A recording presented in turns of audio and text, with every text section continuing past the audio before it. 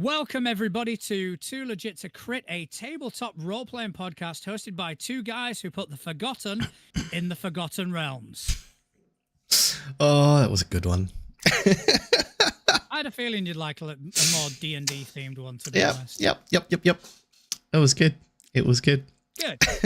I'm glad. I'm here to serve. Bold claim. My name is John Santana. I am still Justin. Me again. Yeah, that's what I do. So my name is John Santana, if anybody didn't hear that. And for the first time... I was going to say, yeah, and ever, we're here. We are live. Yeah. We're live. Yeah. It's weird. It's weird. Yeah, definitely fucking weird. Yeah. I don't know how I feel about it. Me neither, to be honest. I'm trying to forget that it's happening. Yeah, no, that's fair. Now, we do have sci-fi in the chat that said hello, so... Oh, hello. Sci-fi. So how have you been, though, dude? Have you been good? Sorry, quick shout-out to Couch, who's also in the chat. Oh, well, hello. Our two big question askers in the chat together, eh? Do you think they're going to fight? Round one. I want to see them fight. Roll for initiative, guys. So yes, I have been absolutely fine. I've been kind of excited for today, the entire week. Just kind of going over all the worst case scenarios that, you know, the wonderful thing that anxiety provides. Yeah, and then like one of them kind of happened because like my daughter got ill today. So today was very, very sketchy at best. But she seems a lot better now. I don't like my buddy not being well. Yeah, no. You know, she's very happy though because she got 2 new sets of dice on Sunday. She got some nice purple ones and some bright pink ones, so she's very happy. I'm gutted because I really wanted the bright pink ones. So I have to buy another set now. Yeah, but in that set you've got the blue and purple ones, which are phenomenal. They have really, really pretty. I've got these ones next to me, the pearl white ones, because like when I saw them in your like dice tray the other night, I was like, those are nice. I need those. No, they are. To be honest, it's a good deal and a good set.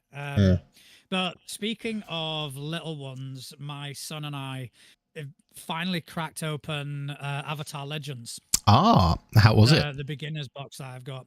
We didn't really get too much into it. We are kind of picking it up slowly, but we did get the basic mechanics right. And, you know, it's powered by the apocalypse. So you roll in 2d6. On a 1 to 3, you fail. 1 to 6, you fail. 7 to 9, partial. And then anything above that is a success. And he started kind of getting into it. The combat mechanics are a bit more complex than your average PBTA game. Okay. So we just started on that. So yeah, we're gonna next time I'm around, we're gonna pick up a bit more and carry on. So it was lovely. Yeah, it's a good little system. Sounds it. We also played some more Fabula, didn't we? We did. So my little guilty pleasure is Fabula. Dude, I love that system so much. I'm also very upset at how long that door took us to solve. Yeah, but here's the fucking thing. We didn't solve it. Oh. We didn't solve it because, you know, the code wasn't to unlock the door. It was to stop the security system. No, not that door. The other door. The first door. Oh, the one that kept shocking us. It was a puzzle, but it was funny though. It was good. It was good. It was fucking funny. Yeah, I was fucking trying everything. Yeah. I like when we shouted it and it just like zapped us even harder. I just went, you know what? Fuck it, let's try it. Yeah, go for it. Oh no, it was good. It was a good little side quest. I really enjoyed it. And it led to more of our usual brand of fuck around and find out. Yeah, just absolute chaos. Which, you know, I'm always there for. Yeah.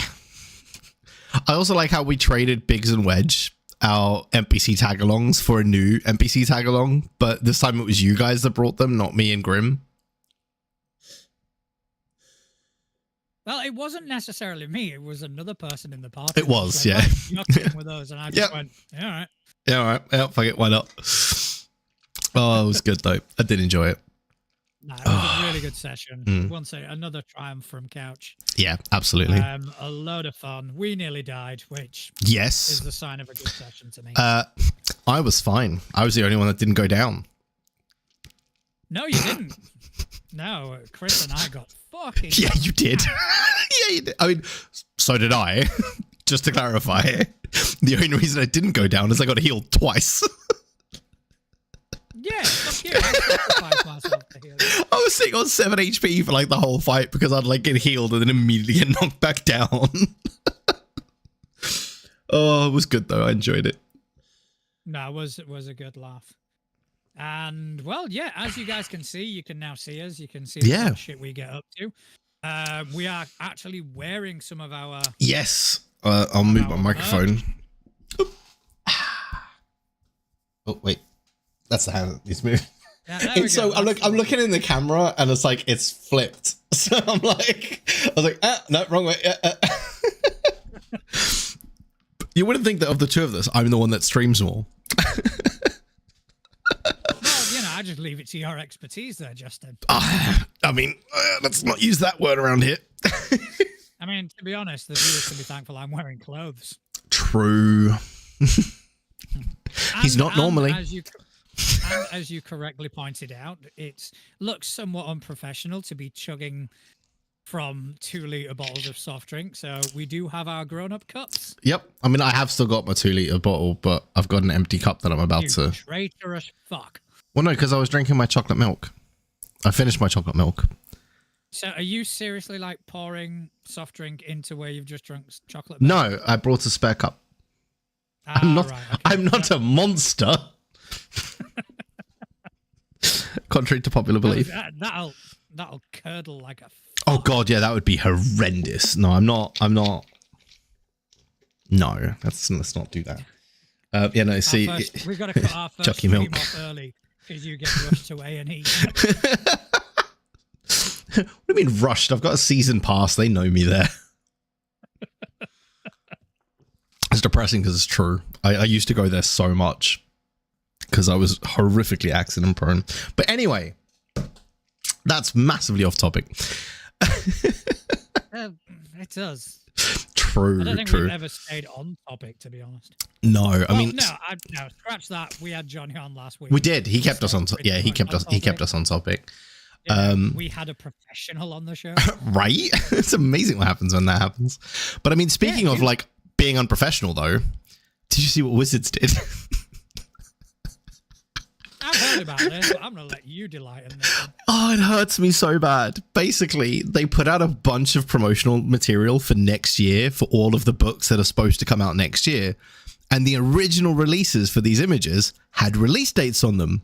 So every news place out there was like, the books are coming on these dates. The books are coming on these dates. And then like an hour later, Wizards went, oops, and just like re-uploaded all of the images with no dates. Just got a visual now of some temp working in the Wizards of the Coast. I uploaded those things. Left. They're not ready yet. And then all of a sudden, there's like 2 Pinkertons stood behind him. Press delete. Press delete now. Press delete. Press delete. Oh, there go your kneecaps. Oh my god. Yeah. Oh, but yeah, so that was. I was aware of that. But what sort of things were they advertising? Because you know me, I'm not going to pay any fucking attention. Yeah, so I mean, they were advertising a bunch of books for next year. So it was things like the core rulebook was apparently 21st of May, but then the date got removed. So who knows? I'm not going to bother with all the other dates, but there was a bunch of books basically. So it was, got them all, I got the list here. So the core rulebook was apparently May 21st, but then got removed. Vecna, Eve of Ruin, same date. Quests from the Infinite Staircase and Making of D&D, which is like a behind the scenes book, which I'm actually quite interested in. of those four, like the core rulebook, obviously I'm going to pick up because I need it. But the making of D&D book is very interesting to me because like that behind the scenes look will be pretty cool. Do you think the behind the scenes book will cover all the like baby goat sacrifices and how to use AI art and how to drink blood? Maybe. Yeah, I mean, I just assume that that's what goes on. Possibly. Possibly. We won't know until the date that is no longer the date. But yeah, I mean, honestly, that's kind of like they're not very good with numbers, are they? No, it's like, we're going to call it one D&D, and then it's not one D&D. No, it's just D&D. Yeah, and so, yeah. I don't think numbers are their forte, which is weird considering it's a math-based game. Which is based on math. Yeah. You know. Yeah, I mean... Okay, so roll the D20 and add your bonus. What do you get? Z. Okay, cool. You hit. You joke, but that is actually technically a sound mathematical equation. Yeah, I kind of agree with that, but at the same time, shouldn't really be on the D20 now, should No, it shouldn't. It shouldn't. Oh, I kind of want to make a D20 now that has like letters instead of numbers on it. It's all Roman numerals. That'd be a really cool dice set, actually. Roman numeral dice. I'm sure that exists already. I've seen it. Yeah, I'm sure that exists already, but that'd be pretty cool. I wouldn't mind a set like that. I might have to try and find one. I know somebody who had a set of dwarven dice and it was all numerals. That was me. I have the dwarven dice and they're not numerals. It's got axes and stuff on it. It's a really cool set. It was my first ever dice set, actually. Was my dwarven dice. My first ever dice set I can't use because I can't see the fucking things. Oh, that's Couch has a set that I think the numbers are all in Japanese, so nobody lets him use them because he's the only one that can read them at the table. Well, these ones were kind of transparent, and the numbers on them were black, and that hasn't changed. The only thing is, for some reason, they're just so hard to fucking see. It's literally a case of, because if not, I won't be able to fucking see. Yeah.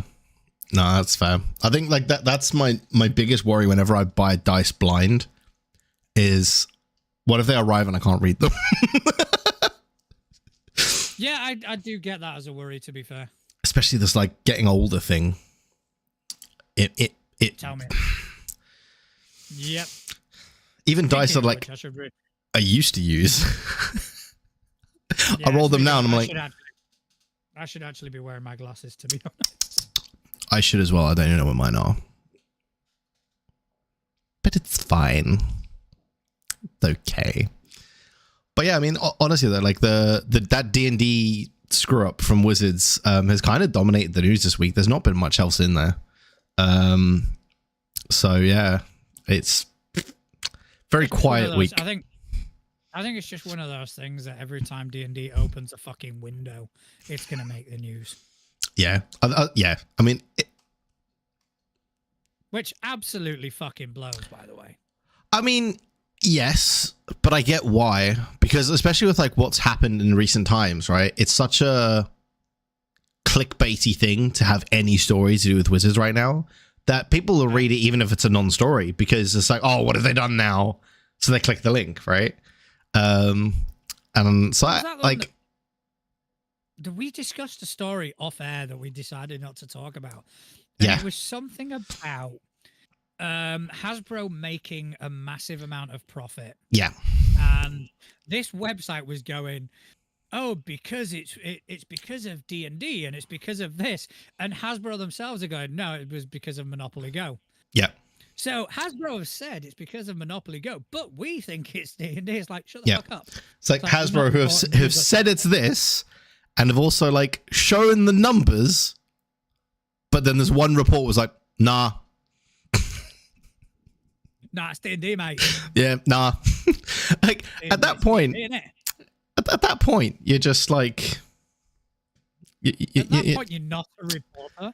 Yeah, because you're I mean, to be a reporter, one of the sort of job requirements would be to report.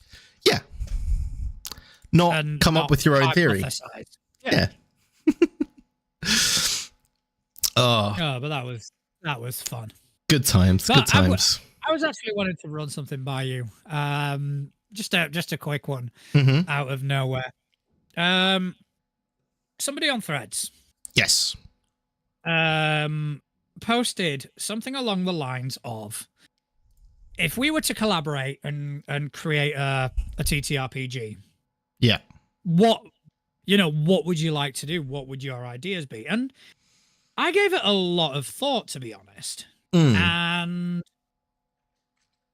I couldn't really, because a lot of things I was considering had already kind of been done ad Yeah. nauseum, to be fair. And I'm just trying to find the person. Yeah, I've lost it. But then I got to thinking, what about, right, a system which was kind of like a balls to the wall, over the top, tongue in cheek shoot 'em up in the style of Bulletstorm, the original Quake, Doom, just these things where it's only about shooting the fuck out of people. Yeah. And I actually came up with some cool mechanics for it. Because obviously I you would need be up something for that, quick. man. You Like- need like- something kinda with like a quick a- resolution. Yeah. Something So, like a quick Quakey or resolution. Unreal Tournament-y type thing. Like just arena. Yeah, not necessarily arena, not necessarily PvP, but Hmm. that in that sort of vein. So here's what I was thinking, right? So you need something with a quick resolution. Yeah. All right. So I was thinking that the best thing for that was what I know from like Delta Green, Yeah. where there's no DCs. It's essentially, this is your skill, roll under it. Yeah. You will know the moment the dice hit whether you've succeeded or you've failed. You don't need that interaction with the GM. All right. And then I was thinking like other things. What if, for example, if you could on your turn sacrifice accuracy for a bonus to armor class, which would represent the strafing? Yeah. Yeah. So like movement and stuff like that. Yeah. So if you think about it, like in a Delta Green thing, right? So you'd take a -20 to your shot, but you'd get a +20 to your AC, or some other people, whoever shooting against you would have a -20 shooting at you because you're moving around. Yeah. I like that. I'd play that. I mean, Yeah. I'm a big FPS guy, like on PC, right? So having a way to essentially play an FPS without playing an FPS, that'd be pretty cool. I think that would be pretty cool. Yeah, I'd be down for that. I mean, I like FPSs, but I don't like the Call of Duty sort of FPSs. Yeah. I like the stupid ones. Yeah, I mean, don't get me wrong. Like, I love those. Especially like, I mean, I've played some really silly ones over the years. I mean, God, I've also played some of the classics. Like, I've played a lot of Unreal Tournament, Quake, Doom, Duke Nukem, great games. Counter-Strike, obviously. But like some of the silly ones I played, like there's one on Steam. It's like robot dodgeball. I'm intrigued. Exactly what it says on the tin. You play as a robot in an arena playing dodgeball with other robots that are playing dodgeball. That's it. That's the whole game. Can you just what's it called? Is that what it's called? Robot Dodgeball? I think that's what it's called. Yeah, it's on Steam. It was such a. It's like it's one of those games that's so stupid. It's amazing. Yeah, I'm looking for it now. Here it is. Robot Roller Derby Disco Dodgeball. It's the full title of the game. And it's like proper like 80s house music. It's like if you've got like epilepsy, don't play it. It's one of those. Okay, it's Yeah, I'm gonna. Yeah, that's going on my shopping list. Now, Lucky convert Christmas around the corner. that, convert that would be to a fucking phenomenal. TTRPG. I'd play that all Alright, day. you and I are gonna fucking talk after this. Oh, it's gonna be so good. So yeah, that was my idea. Just have that Yeah. like the sort of That'd be balls to fun. the wall. Because one of my favorite games of all time is Bulletstorm. I think it's phenomenal. And Quake 3 Arena. I was Yeah. big into that. Yeah, I loved Quake and an Unreal Tournament back in the day. But I mean, yeah, that'd be a lot of fun. I'd play that. Definitely play that. Yeah, I mean, I was thinking about maybe applying it to the system that we're talking about, Yes. but I don't think it'd work. But again, we've got a lot to talk about on that front. Yeah, I don't think it's right for that. But that being said, it could work. That's another conversation. Yeah, that's a conversation off air. Yeah. Because we are on air. It's We are, yeah. We can't just, talk nonsense for 3 hours and then cut it out. well, we can. We can, do. yeah. We can, yeah, we do, yeah. We've kind of been doing it for 36 fucking episodes. It's true. Oh my god. I just want to give a big shout out to Constant Connell, who's in the chat as well. Oh, hello.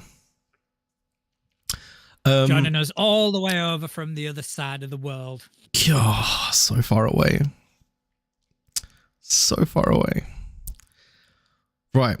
I had something I wanted to talk about today. Because it's something... Have I done something? I feel like I've done something wrong. Like, Not you. I wasn't me, I swear. Not you, but some people. So it's something we've touched on a few times, but we've never really discussed it properly. All right. And it's metagaming, right? Because let's be honest, it's a problem that it comes up all the time on the forums, on Reddit, on fucking anywhere that people discuss TTRPG. At some point, metagaming comes up, right? Now, obviously, it sucks. Like, if it's done wrong, because I believe there is a right way to do it, but if it's done wrong, it sucks. So I wanted to have a chat about some of the ways that you can bring meta knowledge into a game without ruining the game.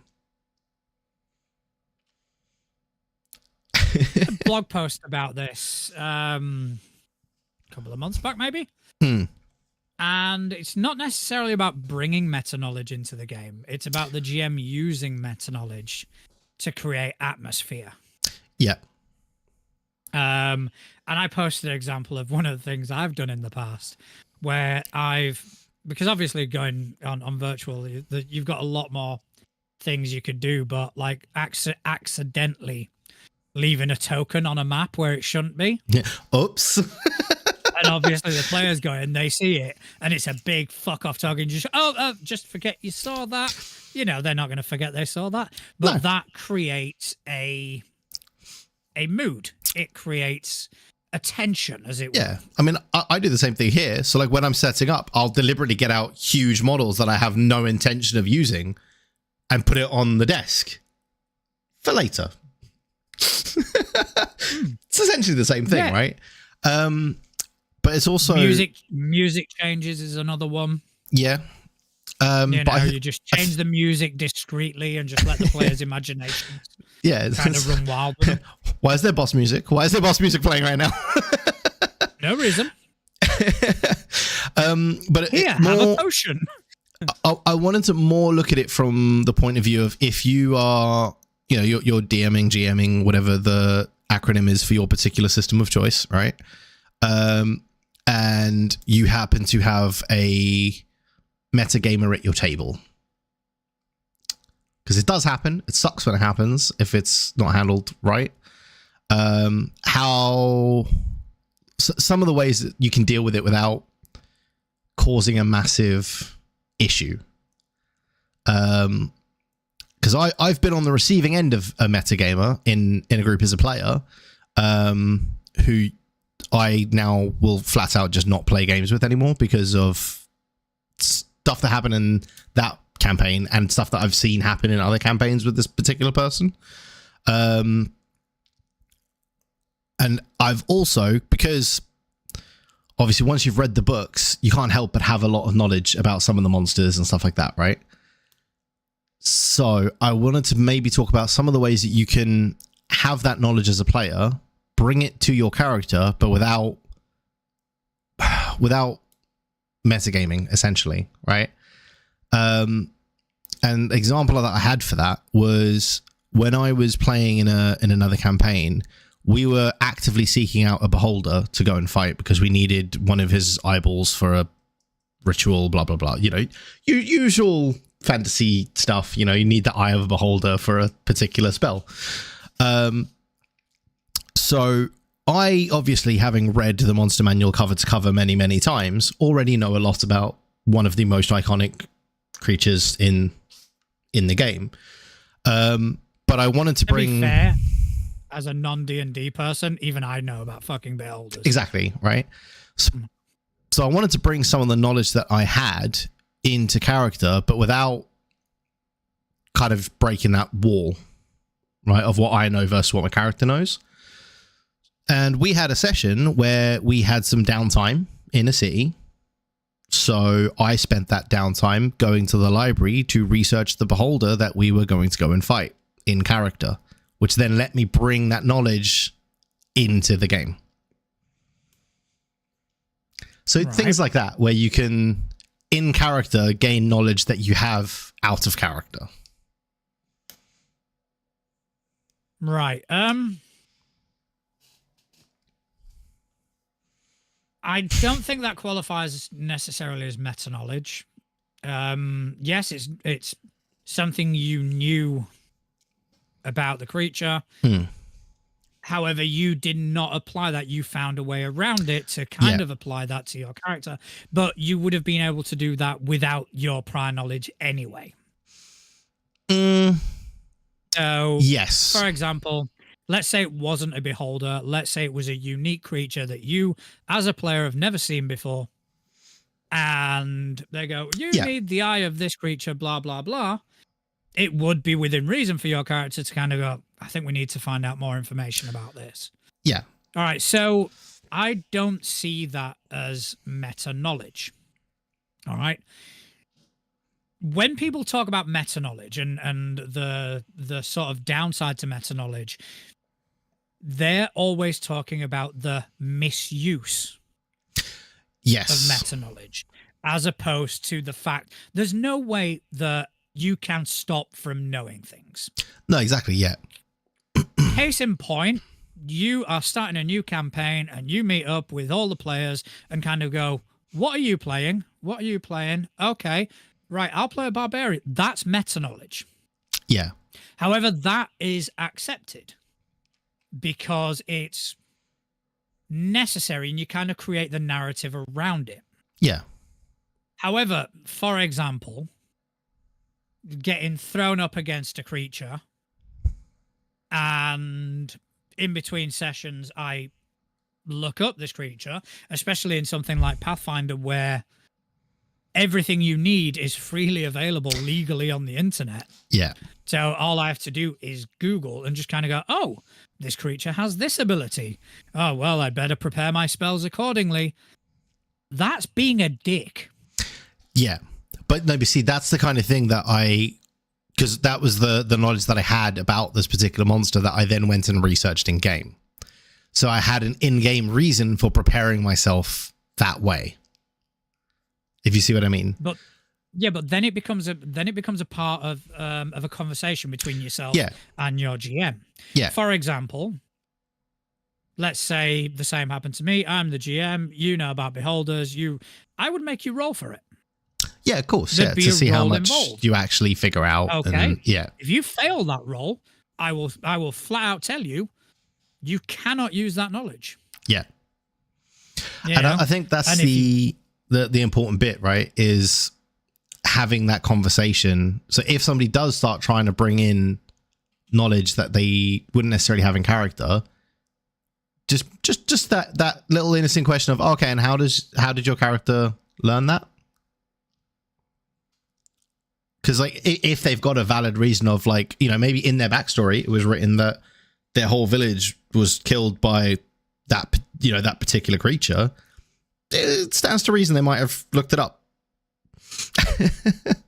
I mean, there is the argument to kind of state that sometimes that line is very blurred. For example, Abomination Vault's game, my players went and encountered a Medusa. Obviously, you know what they are. I know what they are. Everybody who knows even the smallest thing about mythology knows what they are and their abilities. And he said in character, I'm going to avert my gaze. To which I went, why? Do you know what this is? You know, but does your character? So then I disallowed that particular action. Yeah. To do that action, to unlock that knowledge, you're going to have to roll a knowledge check. Yeah. Yeah, and I think that's, you know, that is the key, right? Is just having those hard, I mean, there are going to be hard conversations as well. Because, I mean, okay, most players, if they do that, they might not even realize they do it, right? Like in that instance, that wouldn't be somebody actively trying to take advantage of the situation, right? Because that is something that's just accepted as common knowledge in our world, right? But it might not be in that one. So that could be a case, an innocent case of accidentally using meta knowledge, and then that conversation makes them go, oh shit, yeah, no, sorry, of course, I don't know, yeah. But, I mean, 100% that's what it was. Exactly, I'm not no, exactly, yeah. There was anything malicious to it. However, it can sometimes send the conversation the other way, which I've seen. there are malicious uses to it. There are people who actively, well, cheat, for want of a better word. Yeah, I mean, yeah, exactly that. And you know, it's something I've been at tables with a few people that have cheated and meta knowledged and whatnot. And one of them, it was an evil campaign that I was playing in. And we got right to the end, and the final room of this thing was a massive room with a giant crystal floating in the middle of the room, not conspicuous at all. But in each corner of the room, oh, fucking banging my microphone there. In each corner of the room was a separate, like, little room, right? In each corner. And my character was the only one that was capable of rolling high enough, which is a weird thing to say coming out of my mouth. I was the only one that could roll high enough to actually get into these rooms. And so, every time I did, point out, could roll high enough isn't necessarily. I did roll high enough. Fuck off. I did. Mainly because the only way I could fail was to roll in that one, and I rolled like 2s and 3s on every roll. It was a 20th level campaign, so like you can't fail rolls at that point, basically, unless you roll in that one. And of course, I still failed rolls. But I got into all of these rooms, and every time I got into a room, I was the only one nearby. And in each room, there was basically piles and piles of treasure and gold and all that sort of thing, and a statue in the middle of the room. And every statue had one or two small magical items, like a magical ring or an amulet, stuff like that, right? So because I was the first one in the room and we were all evil characters, I pocketed all of the magical items in the room before anyone else got there. And then I went to go and unlock the next one while they started sourcing through the treasure, right? Rinse and repeat for all 4 rooms. Now, out of character, everyone knew that I had these magical items in my bag, right? In character, none of them did. And after the big bad boss fight at the end, one of the players at the table turned around and charged me and killed me. Because, like, I was the front line, so I was already low health, etc., etc. And basically just killed me outright. And when asked why by everyone at the table, his response was, because I want the magical items he took. So, but you don't know that he has them. Like, that makes no sense. And obviously I was pissed. Can I just point out that watching you on video just kind of shows me how bitter you are about this. I was so fucking angry. So yeah, I was fuming. And then as a kind of like, so I was dead. That was it. GG's, game over. So I walked away from the table fuming.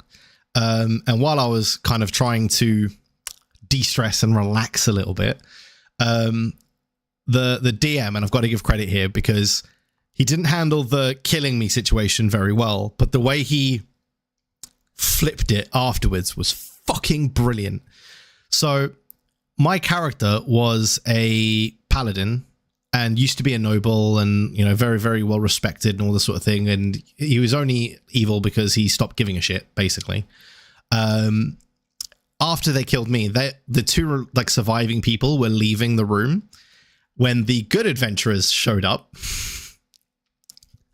And basically the only way that we were going to get out of there alive is if I was with them, because one of the people in the group was a paladin from my old order who knew me. And like, yeah, so the only way they were going to survive is if I was there, because I could have talked us out of like them killing us, basically. So they died as well because the GM was like, no, you fucked it. You're dead. Fuck off. And that was the end of it. But yeah, I was pissed. And it was all because that guy took that meta knowledge and inserted it into what his character did. And yeah, it literally ruined their game for me. I'm just having a look at the chat now. And first of all, just a shout out to Willow's Bane, who's there watching us with the girls. Oh, hello. So I'm going to have to kind of watch my language. Sorry. But then Couch has put, I was there the day after. He was raging. It's true. He was. He saw me the day after. I'm still raging now. Oh. I know. I can tell. Like, it's, honestly, it was. Yeah. Oh God, it was like six or 7 years ago now. At this point, still pissed about it. Yeah, you can definitely tell. This is a good thing about doing this streaming. I can see your face when you get pissed off. I'm going to start talking about Winnie the Pooh in a fucking second, just see what happens. Don't. Sorry, fudging second. Don't, because, right, one of our other friends who streams on Twitch is playing Kingdom Hearts 2 at the moment, and I happen to tune in because I'm a mod for their channel, and they happen to be doing the fucking Winnie the Pooh levels. I clicked in, saw that, went, nope.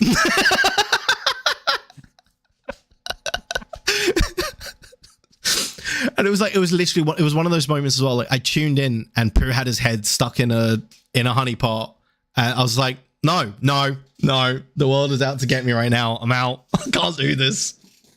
I just want to see the reviews tomorrow of this stream where it's like, yeah, it was all right until one of them had a meltdown about Winnie the Pooh. Hey, this is like the third meltdown about Winnie the Pooh. All right, there was a chair that went over that way. The stream didn't last long. They got to about 40 minutes in. Ripped his PC out the wall and it ended. Well, the other one was just sat there laughing. Oh, it's funny. Kind of seems very on brand for us. Yeah, it is. It very is. Yeah. But like going back to the topic at hand, metagaming, I think there is no way of eliminating knowledge. You as a player and as a GM, you need to find the best way to utilize it. Yeah. And like you said, maybe go and do an investigation, maybe rationalizing how your character would know a certain thing. Yeah. Other than that, if you know something that your character doesn't know, then you don't know it. It's, and in as bad as that may be. Yeah. But metagaming can be used, it can be used beneficially. Constant Connell put in the chat that don't split the party. don't split the party. Technically, there's metagaming. It can be metagaming, but at the same time, you can rationalize it of kind of going, we're a party of adventurers. We know strength is in numbers, so why are we going to split the party? Yeah, exactly. Yeah, I mean, that's the thing. I think that there are some things that you can sort of rationalize, right? And I mean, going back to the example you gave right at the start of like when the party first meet and everyone goes, oh, I'm a sorcerer or I'm a barbarian or whatever. I think partly the reason we do it that way, at least myself anyway, is it just makes the party dynamic known, so it's a quicker gelling. I would actually kind of like it to play in a group where none of us know anything about each other, and we kind of like find out in that first encounter of like, you know, because the one who's looks big and strong might not be. He might be a spellcaster. And I just think that'd be quite a cool thing, because like you go in and then you build up your own assumptions about these other people in your adventuring party. You get into some kind of encounter and there's like, oh shit, that's not the case at all. I think that'd be quite cool. But to do that, you need a system that wouldn't be as punishing for imbalanced parties. Like, for example, 5e, Pathfinder First Edition. If you don't have the traditional party makeup, you're fucked. Fabula would work really well for it. Fabula work great. I mean, any of the more modern systems anyway, because I think they kind of purposely tried to do away with that. Oh, we need to fill party roles. Yeah. You know, if Pathfinder Second Edition, anyone can be a healer. Yeah. You don't necessarily have to be a cleric or a divine caster to heal. Anybody can do it. And, you know, other games that they're completely irrelevant, even like something like Blades in the Dark, where crossover is expected. Yeah. You know, so in order to do that, you would definitely have to play in a system that would allow for it. I think if you tried it in 5e or Pathfinder First, you'd be screwed. I mean, there are ways to do it in 5e, but it would be kind of limiting because, like, for example, oh god, my brain's not working. I can't remember the class now, but it's they build stuff. It's a bit like like a tinkerer type class, but my brain is not giving me the name of it right now. That's the one. Artificer or Artificer. Yeah, that's the one. So they can use like very big strength based weapons that you would normally associate to like a barbarian. For example, I played one that had a great axe, right? But his strength was like 8 because they wield it with intelligence. So they use their intelligence modifier because it's like the argument is like it's a enchanted axe and they fight intelligently with it. So they use its momentum and stuff like that. But if you were to walk in and see, you know, a guy sitting at the bar with a huge great axe, your first assumption is going to be barbarian. But no. So I think something like that could be quite fun. But yeah, I think you're definitely right though. Like it would be harder in some of the older systems than in a lot of the newer ones. Yeah, definitely. But I mean, you know, it is to a certain degree metagaming, but there are times when metagaming is not only necessary, but it's important. Yeah. Like if I've got players that are going down the sort of wrong track, you know, and I kind of need to nudge them in the right direction. That's players don't go down the wrong track. I've never seen a group of players go down the wrong track before. That doesn't sound right at all, John. No, because when we started playing, we did everything right. Yep. We definitely didn't make our DM throw the entire campaign out the window after 2 sessions. One session? Was it 1 session? One session. We did 1 session of Dragon's Demand, and he went, yeah, we're just going to homebrew it from now on. The thing is, right, that's how good he was as a DM. I didn't even realize that until you told me the other day that was the case. Like, I genuinely had no idea. I think he told me maybe about like a year into the campaign and just went, oh, yeah. I started you guys on Dragon's Demand. That was the whole thing about the wizard and the tower. Yeah. And the tower collapse. And I went, oh, shit, we never did resolve that, did we? You went, nope. Oh, God, yeah, because we went to investigate that tower and then the whole fucking thing collapsed on us as we, like, left. And then we left town. I can't remember why, but considering that there were 2 characters actually from that town and we all just went, you know what, fuck it. Yeah, it was my character and Chris's character were from that town. I thought Couch's character was from there as well. Was Couch's character from there as well? I know mine and Chris's lived like in the town and on the outskirts. And then your bard was just traveling around because bard. Yeah. And I thought Couch's character had come to town to try and set up the Church of Saranramp in the town. Or am I misremembering that? In the chat now. I'm waiting for him to answer. Tell us. Because that was my memory of it, is I thought he'd come to town to try and set up a Church of Saranramp. Yeah, he was preaching at a local temple in the town. Right. Yeah. Okay. But yeah, and then we just never went back. Nah. Oh, that was funny. So, every well, we didn't do it last week, but the past few weeks we've been trying to kind of highlight some of the wonderful stuff that people kind of send our way on Threads and on the other social media outlets, and I've got a few for you today. So first of all, I wanted to bring your attention to this is posted by Michael St. Gregory, and is the Atlas Terminal. All right.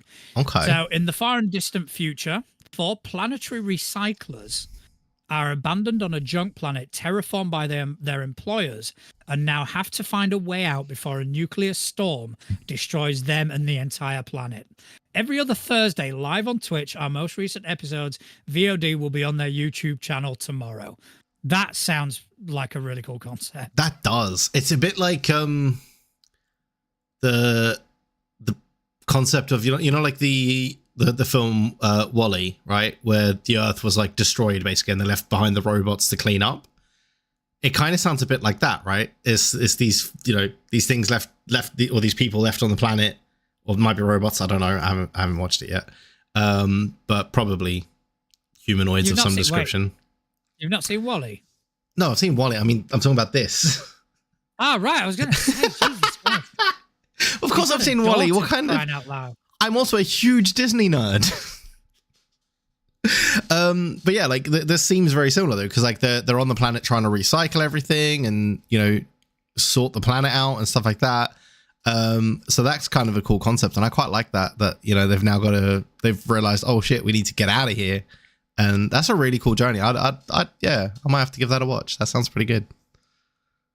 Yeah, I mean, I don't really have much time to watch things anymore, but I would definitely be interested in that. I'd be interested in finding out what system it is, and I'm just gonna try quickly Google it, because it sounds like a load of fun.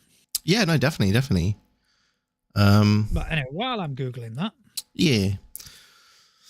the next thing, Yarp, was this. There is a company called RPGmatch.org. Okay. And I first heard of these like way before I started on Threads. Yeah. They would hiring out some really good talent to kind of vouch for them, like the McElroys from the Adventure Zone and this, that, and the other. So basically what this is a matching service which will match GMs and players. So similar to Start Playing, similar to Warhorn, etc., etc. However, this caters in like each individual style. That's pretty cool. Whereas I don't know about Start Playing, but at least on Warhorn, I put my name down, put a game up, people sign up, they have no idea what fresh hell is waiting for them when they start playing with me. They have no idea that they're all about to lose their characters. And they have no idea that their lives will be forever changed. Yeah. In the worst possible way. But at least in RPG Match, I can just kind of post out and just kind of go, all right, I'm going to ruin your lives in one way or another. So beware, at least. So I think it is a really cool concept. Yeah. No, that is pretty cool. And like, it's something as well that I've actually always thought would be pretty cool to have.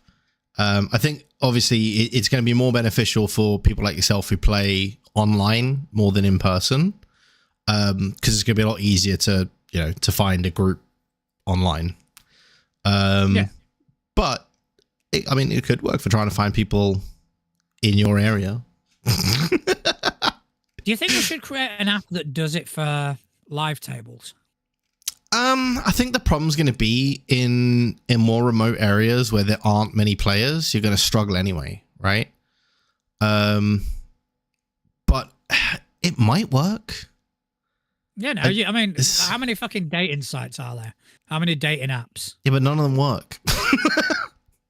Yeah, but ours would work. It's how do we fix something that doesn't work? Make it fucking work. True. But dating apps are just fucking shit anyway. But have something like that and just kind of go, oh, it's Friday and I'm bored. Let me bring up, what should we call it? Roller. Call it Roller with an R. ROLLR. Roller. And just see what games are going on in my area. Oh god, that's gonna that's a terrible name because it's just gonna be filled with people trying to buy weed.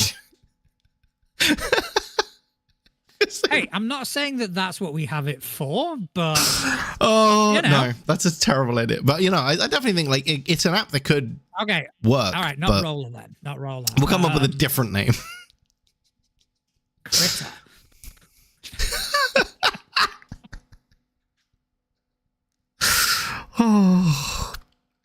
Critter, CRITR.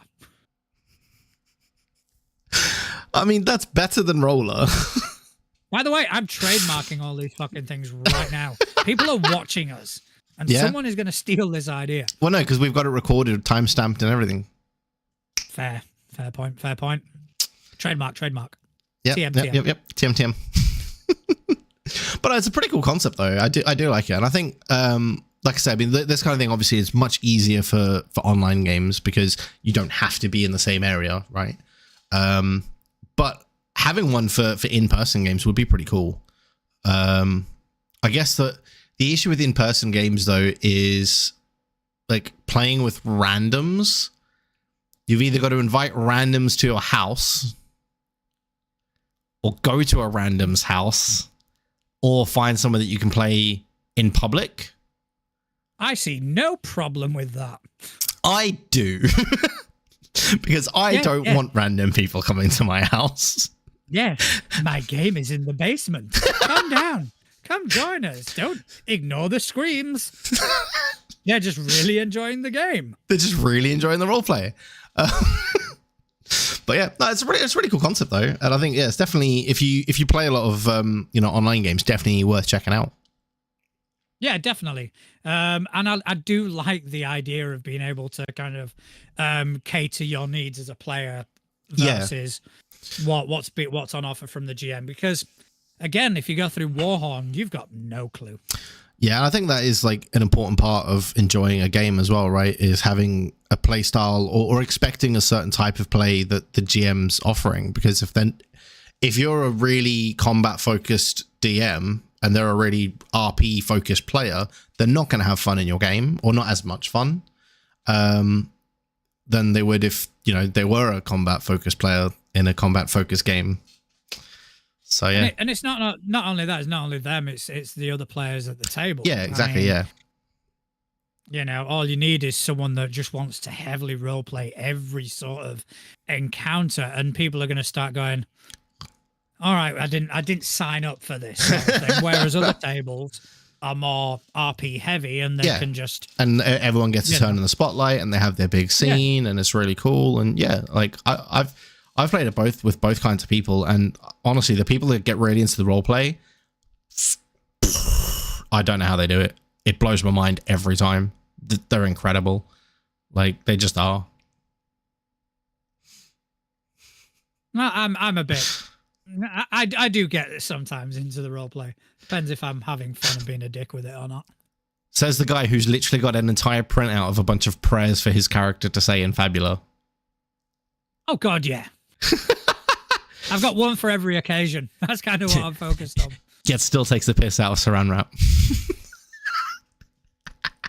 Because it's Saran Wrap. And it's good old Saran Wrap. Okay, so the next thing. Tabletop Spinners. All right, so Tabletop Spinners is a network with 3 different actual play podcasts. Okay. They've got the Chronicles of Creeth, I want to say. It's spelled Creaathe. I want to say Creeth. Creeth, yeah, I can't imagine that's what I'd go with. Treeth, but anyway. Treeth, yeah, Creeth. no, yeah, Creeth, yeah. So, a new world takes shape. It's God's struggle to compromise on their desires, and chaos reigns. As fate would have it, a group of unlikely heroes may be just what they need to settle the score once and for all. A D&D 5e actual play podcast released every Sunday at 6 a.m. Wait, is that 6 a.m.? Serious? Oh, unless Wow, they might have converted the time for us. They might have done, but if not, that's commitment. Yeah. I feel like that one had you right up until the words D&D 5e were said. Because that looks like that looks like you to a T, and then it's D&D 5e, and you're like, oh. D&D 5e, and it's just like, no longer. I mean, don't get me wrong. It sounds really good, though. I have actually listened to quite a few D&D actual play podcasts. For example, I'm listening to Johnny's Ravenloft Misfits, which is fantastic. Yeah. I don't have a problem with the system per se. It's just not for me. The Adventure Zone clip is clip it. Yeah, that's the part that's not getting clipped. I have access to clipping it now because I've got access to the YouTube. Unlucky. He's going to revoke my access now. No, because I still need you. I know. Improv Madness. Welcome to Improv Madness, a Dungeons and Dragons 5e actual play podcast where no one knows what's happening until it does. Join us every other Thursday for some improvised D&D shenanigans. That sounds awesome. That sounds like my bag. Yeah. I think you should do something like that, but not 5e. Do it like Pathfinder or something like that, where it's just all completely, you don't even know what's happening. I do. It's called Blades in the Dark. It's true. It's true. No, but you kind of still have a rough idea of what's happening there. I've got a rough idea what needs to happen, but then everything else is just, let's see what happens when the dice rolls. Things I know what happens. fucking quickly. I roll ones. That's what happens. All right. And the last one that they do is All Our Faults. Welcome to the home of All Our Faults, a Monster Hearts 2 actual play podcast. Join MC Mistress Winter and the AOF cast as they craft a dramatic tale of conflict, loss, obsession, and death, where love, hope, and family are short-lived illusions. Prologue episodes premiere Wednesday, October the 18th, with a new episode every week. Main story episodes premiere Wednesday, November the 15th, and every 2 weeks afterward. So yeah, you got sounds three pretty actual good, play podcasts for anyone out there that is interested in finding something new. They all seem varied. Yeah. And yeah, definitely interested. I wish I had more time for podcasts. Yes. Yeah. It's just not something I have a massive amount of lately. Okay, and just quickly, I'm going to do one more, and then we can go to the couch. Yeah. All right, Negative Modifier.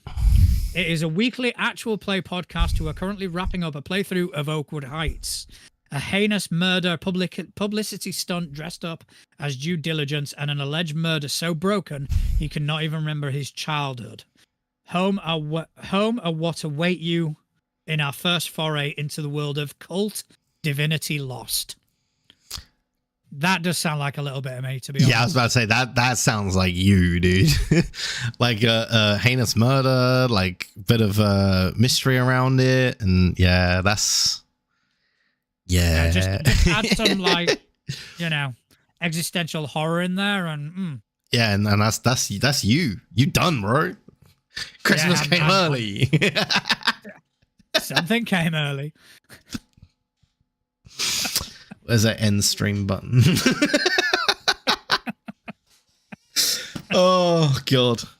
that was so we terrible. are putting the mature rating on this as well, right? Yes. Yeah, it is. Yeah, it is on there. I clicked the button. Believe it or not, viewers, I'm actually holding back. It's true. It's so true. You guys don't even know half of what he says and then it gets cut. Yeah, we can't cut as much now. No. All right. So shall we have a wander over to the couch? Let's do it. I'm not actually going to go to my couch because you can see it in the background now over there. But I'm going to stay here. But we can go to the couch, sure. We can get. We play in worlds of imagination, Justin. I'm sure you can imagine going and sitting down on the couch next to me. You said that, and my brain just started singing that song from Charlie and the Chocolate Factory. In a world of pure imagination. Oh, right. Oh, you've got the voice of an angel. No, I don't. I did realize, though, that I just sang into the microphone, and that's going to be a clip now. So, yeah, that's great. Yes. Fuck's sake. Yes. You know, and possible episode title, unless something funnier comes along. Yep. All right. Very okay. upset. So, do you have any questions for us? I do. I have 2 questions. And I have 3, but we're still going to roll for initiative. We are. I've got my own dice today, so I'm going to roll. I remembered to bring some across with me. All right. Well, I'm going to get my fancy ones out then. Fuck you. Ooh. What, your new ones? I am indeed. Cool. I'm going with my pearly white boy, which once again, focuses. Courtesy of Cryptic Crits. Yeah, honestly. So after seeing those in person on Thursday, they are stunning in person. Like, the camera is not doing them justice. Like, they still look good on the camera, but in person, dear God, the detail is insane. I love them. I'm definitely buying myself a set next year. Right. Let's do this. Let's do this. All right, go. What you got? You first. I didn't get a massive. I didn't. It wasn't very high. It was a 6. Did you get a 1? No. I didn't get 1. Well, a 1 would be interesting. So. I got a 3.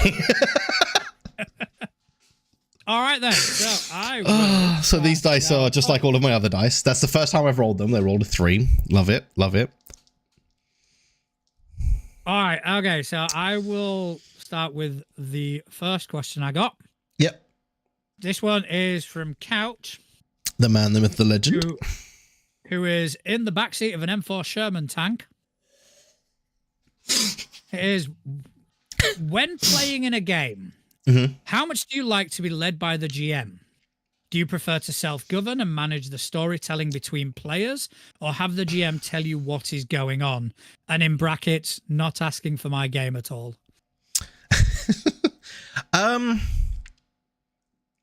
Honestly, I like a little bit of both. Especially like, so as an example of it, in Thursday's session with Couch, when we were trying to figure out that first door, right? That little riddle puzzle thing on the first door. The level of information he gave us, I think, was perfect, because he gave us enough that we could start getting results, but he at no point was like, well, when you maybe try this, and he kind of let us get there ourselves, and I like that. But that being said, sometimes you're in that position of the players have hit a wall and they're not getting anywhere. It can sometimes be nice to throw them a lifeline. Yeah. It's a tricky one. I do like a bit of back and forth. This is something that I've kind of changed over the course of the years GMing. You know, especially because when I started GMing, it was exclusively sort of adventure paths and pre-written stuff. And I was very much that we have to stick to what is written. Yeah. Like, this is the story. Any sort of deviation from that, you know, it's just not going to work. But bit by bit, I have definitely kind of softened on that. And now I'm at a point where a lot of times when there are things that, okay, you enter a town. All right, what does this town look like? And I will purposely kind of hand that over to the players for them to help me populate the world. Yeah. Because it will feel a lot more natural and a lot more sort of personal to them. Yeah. Okay, so you go into this tavern. What's the tavern called? Give me a name for the tavern keeper, and this is the person that you're going to interact with. And I do like offering that, and at the same time, as a player, I like being able to do that as well. Case in point, if we're going about Thursday's game, Fabula Ultima has its main mechanic in Fabula points. Yeah. And one of the uses of Fabula points is affecting the story, which I am the only person I was about to say you're the only one that remembers it. who has actually done that on 2 occasions. It's like, yeah. all Well, right, but you saved our backsides with it on Thursday. But that's what it's for, and it does create the sort of unpredictability Yeah. that the players normally have. It kind of shares that a tiny bit with the GM, so that even the GM can kind of go, I have no fucking clue what's going to happen.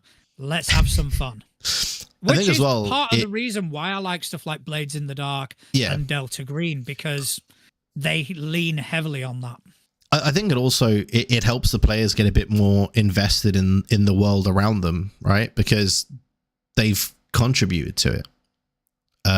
So yeah, I think there's definitely back and forth is good. I have been in campaigns where the DM like leads you by the hand through the story, and I fucking hated it. But I also know some players who really enjoy that. So I guess we go back to our age-old thing of have a good session 0, discuss what you're expecting, and if it doesn't match up, call it a day. And use your mouth right, Justin. Fuck off. I was so careful not to say that there. I was going to, and I was like, don't do it. Don't do it. You are you're never living it down. No, I know. The worst thing is I said it when you had a guest on as well, so it's not even just us that know about it. I know, and it was him who kind of leaned into the episode title. It really was, yeah. Yeah. I spoke to him about it, and he went, I think the funniest thing was the instant regret. Honestly, because and that's the thing as well, right? Because obviously this is the first one that we're doing on video for everyone else to see, but obviously we do it on video so that we can see each other and stuff like that, right? It came out of my mouth, and the minute it happened, my brain just went, shouldn't have done that. It was like Hagrid in like all of the Harry Potter films where he says something to them and then goes, I shouldn't have said that. Like immediately. When we do a highlight reel, that is definitely going to be on it. When we do a best of. Or the rewind, you know, like how they do like YouTube rewind where they show you like the highlights of the year and stuff like that. It'd just be that on repeat. It's just that. Use your mouth. An hour of me just going, just use your mouth. All right, my first question. Hopefully that answers Couch's question, but my first question is from Sci-Fi, who is currently prepping for Abomination Vaults. And he asks, what do you find the most fun to prep when you're running a game? Ooh. Yeah. I thought you'd like that one. That is a good question. I mean, I wouldn't necessarily consider it fun per se, but the things that I get most excited about are the set pieces. Are the moments where I take away all control from the players and go, right, this is going to be exposition. This is going to be narrative. I'm going to describe a scene. Yeah. They're the things that kind of they're kind of the linchpin to everything else. So I will come up with a scene. I will come up with like a very cinematic sort of moment, which I will write, and I'll write again, and I'll write again, and I'll go through it a million times until I get to the point where I'm reading it and getting noticeably amped up just by Yeah. reading what I've written, sort of thing. That is the thing that I kind of get the biggest kick out of. Okay. I mean, those are definitely fun. I think for me, the bit I have the most fun building when I'm prepping is I really like building the puzzles. Because that's the part of the game I also like doing as well. So for me, it's like it's putting together, like, because I'll always have what I want the result of the puzzle to be, right? Like, it's going to unlock that, or it's going to trigger this, or whatever the puzzle does. And then I work backwards from there of, okay, so they're going to walk in and see this. This is where they're going to get to. I need to make sure that there is enough there that they can get there, right? So I like building those out, so that even people who aren't very puzzle-minded people can figure them out without too much. Well, have you maybe tried looking in the thing? But yeah, so that for me is like getting that balance between having somebody who's really into puzzles going, oh, that was a really good puzzle, and somebody who doesn't really like puzzles going, that was actually pretty fun, I enjoyed that. I find it really fun to try and do that and build that out. No, yeah, I mean, I do enjoy a puzzle. The only problem is I can't come up with them. I enjoy them as a player, but as a GM, it's like I honestly can't fucking come up with anything. I'm horrible at it. You know, I'll probably end up using some riddle that someone's heard before. Or... Honestly, that is a problem that I get a lot with, like, because I do really like puzzles and riddles, and I do read them from time to time, just in my spare time. I'll sit here and just go through like riddles. I've gone into games where they're like, oh, there's a door and there's a thing and there's a riddle. And I'm like, oh, I know that one. I'm just going to sit here quietly and let everyone else figure it out.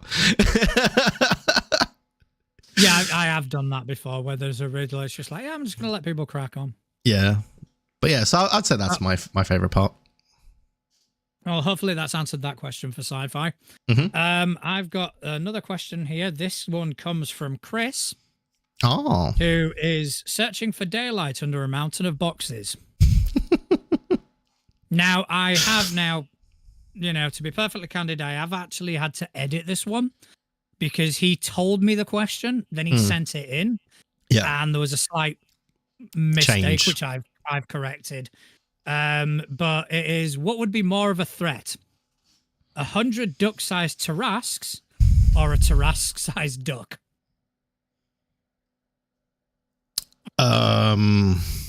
Interview time, motherfucker. I would not want to fight a Tarrasque-sized duck. I mean, ducks are fucking vicious at the best of times, right? You make one of them that size, that's game over. But in a world where, like, you can fireball and blow up a huge area pretty easily, a bunch of little things, not really a problem. Really? Yeah, see, I completely disagree with you. And here's why you're wrong. Because... Okay, so yes, a duck-sized, Tarrasque-sized duck going to cause mass destruction, and you know it's just gonna, you know, it's gonna be, there's gonna be feathers everywhere. It's gonna be, you know, the quacks are gonna fucking pierce eardrums, etc., etc., etc. However, the Tarrasque, even in its diminutive form, will still have its regenerative ability. So not only do you have 100 duck-sized Tarrasques, you've got 100 duck-sized Tarrasques that you can't kill because they regenerate. Yeah, but so the way that you kill a Tarrasque is with a wish spell, and with that same wish spell, you can kill all of them in one go. Yeah, but do you have access to wish, though? I mean, depends on what level. Depends on your GM. Yeah, I mean, because you could also just get a ring of wishes. So yeah, I definitely think a Tarrasque-sized duck is the right answer. Yeah, because I mean that would just be, it's chaos. And what are you gonna? How are you gonna kill a Tarrasque-sized duck? Well, the same way you would kill a Tarask-sized anything with lots of hits. With a nuke. But I admit it would be chaos. One would almost say it would be quackers. So are we ending the stream or? Yeah, it was a good run. Is that what we're calling it? Is it? I think that's it for Too Legit to Crit. We had a good run. We had a good run. Although I think Sci-Fi is going to fucking appreciate that one. So I do have one more question, which is also from Sci-Fi. Okay, go for it. And this is not as much a question, more a suggestion. He reckons. Yeah, he reckons we need better hosts, is what it says here. We agree. We completely agree. We don't know why you guys listen to us. In fact, I think we spend most of our time saying you guys shouldn't. But he reckons we need to have a sweepstake on how many characters you will kill in the collab next week. No, it's a crit. He reckons at least 2. No, come on. It's Christmas. I'm going with at least 1. You. Yes. But the thing is, it Blades in the Dark. You are technically going to kill yourself. Exactly. But let's be honest. All of my characters that have died have been because of my dice rolls. I've not had a single character die. I've had one character die from stupidity. All of the other characters I've had die in a campaign have been from dice rolling bad. To be fair, all the characters that I've killed have been from dice rolls and poor decisions. Yeah. You know. And that's what I'm the king of. Dice rolls and poor decisions. I mean, case in point, I'm here doing this. Yeah, that is going to be the title of your autobiography. Bad rolls and poor decisions. I would buy the shit out of that book. So would I. And that's one of the bad decisions because I already know what's in it. I wrote it. Couch has just posted in the chat. Sci-Fi, want to do a podcast together to see if we can do better? Yes, you can.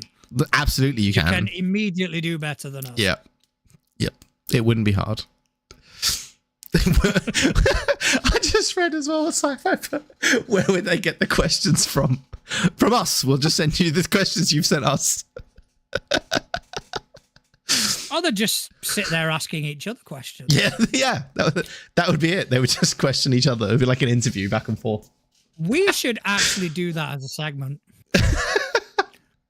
we each think of like 3-5 questions and we just like fire them off at each other.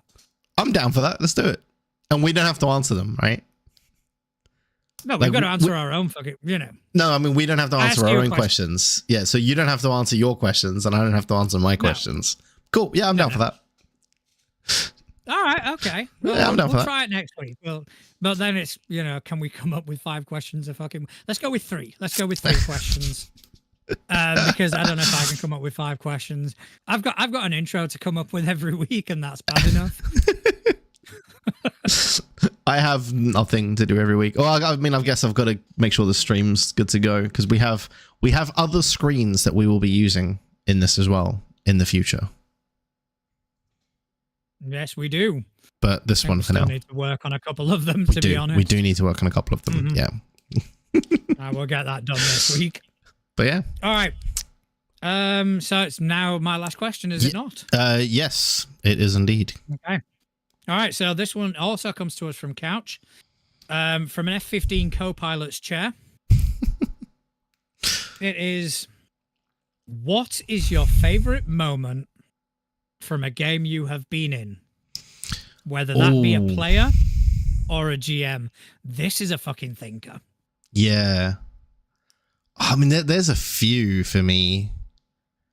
I think, like, from recent games, it was where my players, like, they'd escaped from the cell that they were in on the ship. They'd snuck through 2 decks of the ship, killing everyone, get to the armory, and then the bard played his bagpipes.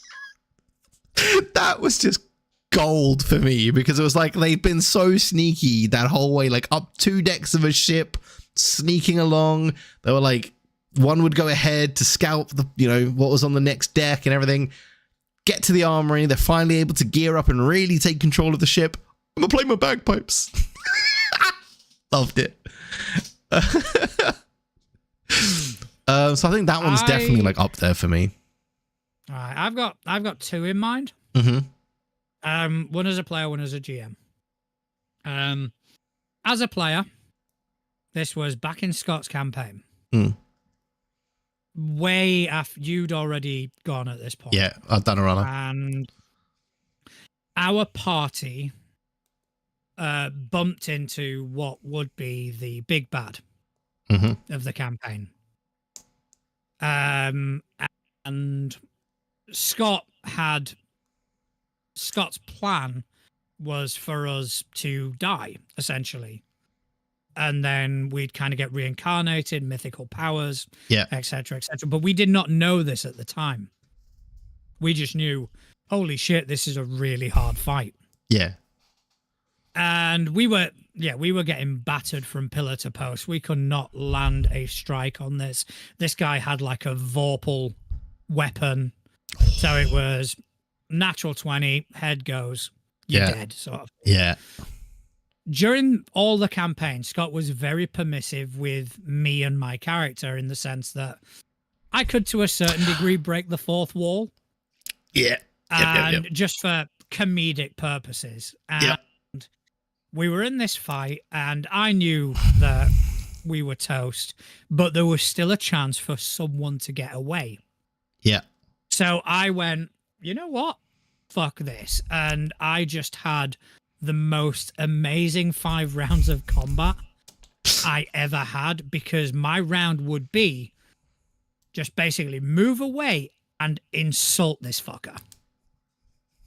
I was able to drop all sort of pretense and completely demolish the fourth wall and just come up with some of what I think is to this date my funniest fucking material. Oh, yeah, no, I remember hearing stories about that. And Scott was just like, I'm going to kill you. And for some reason, he wasn't able to. And then another round would go past and I'd just carry on. And it was so fucking funny. So that was definitely one of the highlights of my gaming side. Do you have another one, or do you want me to? So I do. And it was... This one wasn't even so much like an in-game moment. It was just a really funny thing. It was that evil campaign that I mentioned earlier that we were playing in, and it was the bard in the group went to do I think it was like a diplomacy roll to try and convince somebody of something.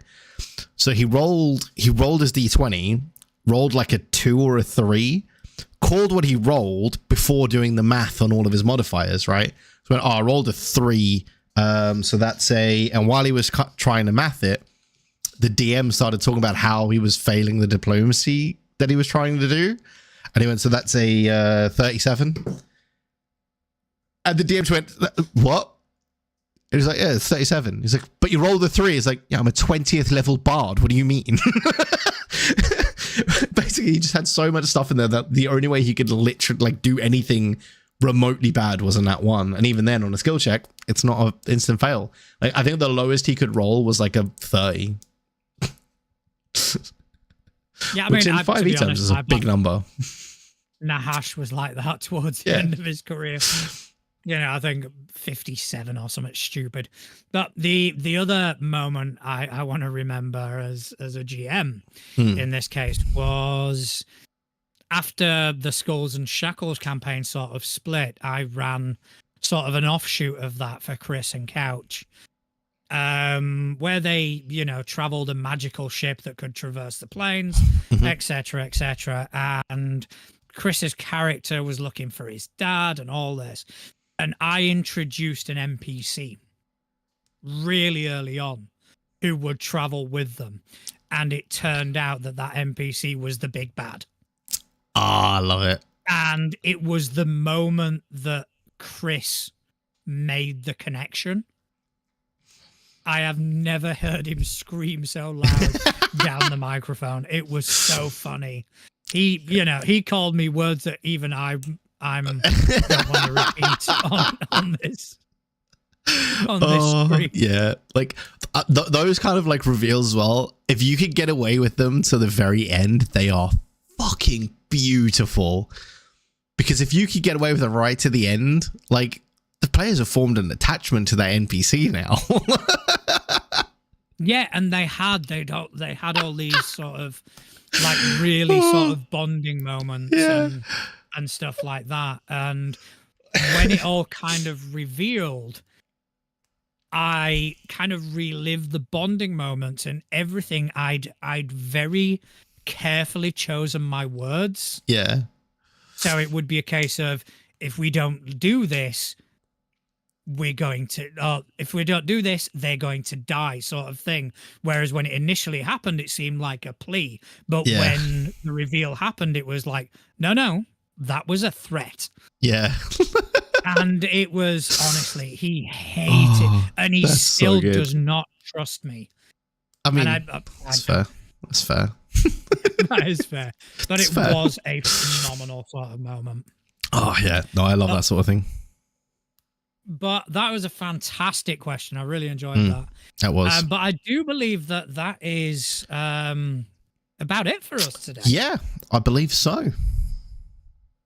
So, yeah, I just want to, send a big thank you out to Couch, Southeye, and Chris for sending in some like fantastic questions. Yep. If you want us to answer your questions, then get in touch with us via one of the social medias or on our website, where we've got a form you can fill in. Yep. Also, thank you to you, Justin, for spending some time with me today. Do you want to tell people whereabouts on the webs they can find you? Yes, so I am most places as Justin Accurate TV. I am on the YouTubes as well, at Justin Accurate Clips, and I sometimes stream video games and whatnot there as well. Also in the Discord and on our Facebook page. As for me, you can find me at naturaljuan at dice.camp on the Mastodons. You can catch up with everything we do at toolegit2crit.uk. You can also interact with us at Too Legit to Crit on Threads, Instagram, Blue Sky, and YouTube, as well as Justin mentioned on our Facebook group. If you like what we do and you want to see more, then give us a like, a rating, subscribe, or even just tell your friends about us, because we are loving this community that's forming and we kind of want to see it grow, and we can only do that with your help. But most importantly of all, I want to thank everyone that has taken time out of their busy day to listen to two idiots waffle on about tabletop role-playing games. Thank you very much. Good night. See you later, guys.